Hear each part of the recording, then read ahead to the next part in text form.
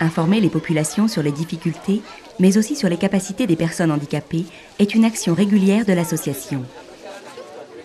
Ce matin-là, à l'entrée de la bourgade de Mission Tové, située à une trentaine de kilomètres de Lomé, la capitale du Togo, une partie de la population du quartier a été mobilisée pour participer à une séance de sensibilisation au handicap. Je m'appelle Nyakbo Kossi. Je suis coiffeur à Mission Tové, dans la préfecture de Zio.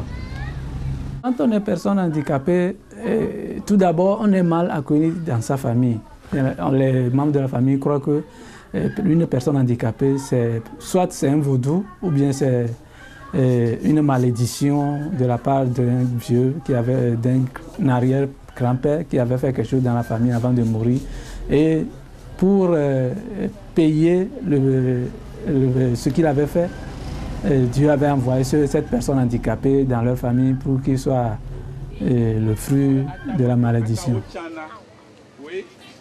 L'objectif de ces réunions, qui mobilisent un quartier ou un village, est non seulement de donner une autre image des personnes handicapées, mais aussi de montrer leur potentiel.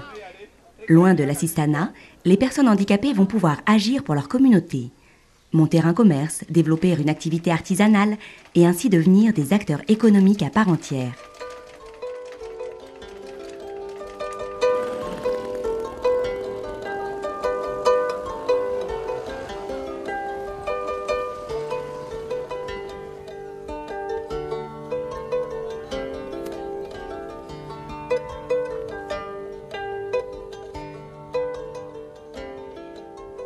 Les actions de sensibilisation passent également par des visites auprès des familles, afin de prendre en compte leurs besoins et de faciliter l'acceptation du handicap.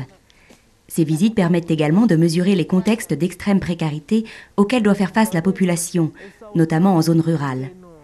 Pour Jata Akosiwa, la cause du handicap de son enfant est d'abord la pauvreté.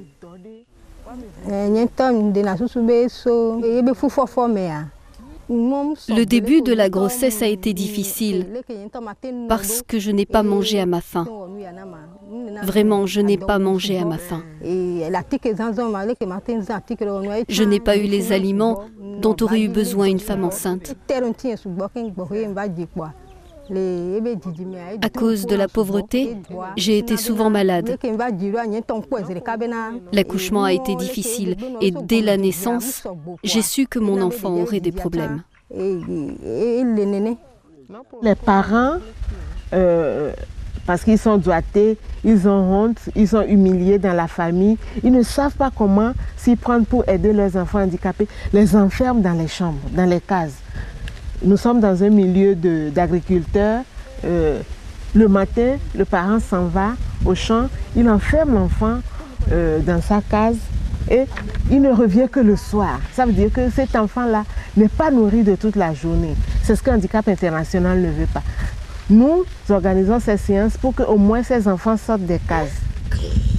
Maintenant, quand ces enfants sortent des cases, ça veut dire que les parents ont appris à connaître le handicap de leur enfant. Et déjà, ils ont une certaine idée des potentiels de leur enfant et ils veulent faire un pas pour aider leur enfant.